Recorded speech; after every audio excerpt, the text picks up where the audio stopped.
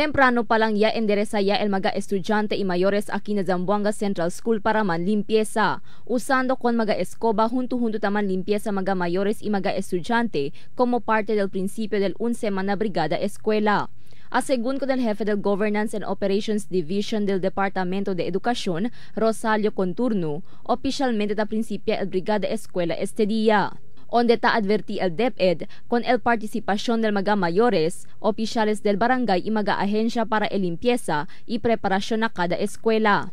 Actualmente, kada kwal eskwela, tiene sila di ila kuan, di ila action plan, kaya man submitted na datong office, actualmente na-aprobaya sa datong superintende para el de conducta del Brigada Eskwela, the week-long activity del Brigada Eskwela. So, although tiene man si uno naman sa mga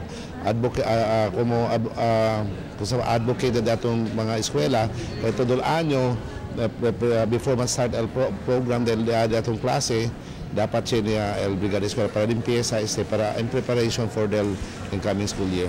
Según pa con Conturno, el tiempo onde ta prepara con cada escuela particularmente el mga facilidades para na abrida del klase.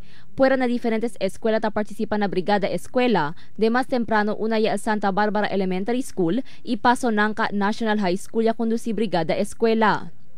Para hace más del preparación siendo el viray otra vez el Santa Barbara Elementary School na di ila original eskwela na Santa Barbara. Mientras el paso ng National High School, el cambia desde na parque para nalantawan onde a compra lote el gobierno.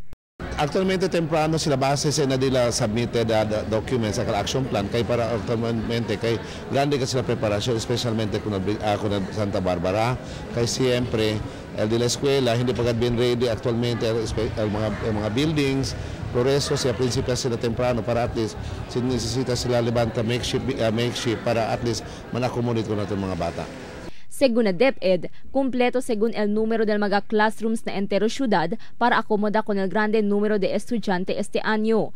Tali según na más de 143,000 el esperanzao número de mga estudyante este año na elementaria, mientras más de 60,000 na secundaria. Además, el Brigada Eskwela 2016 ya principia este día por medio de un parada, onde participa el 12 District School na syudad. Crystal Almonia, Dateline Zamboanga.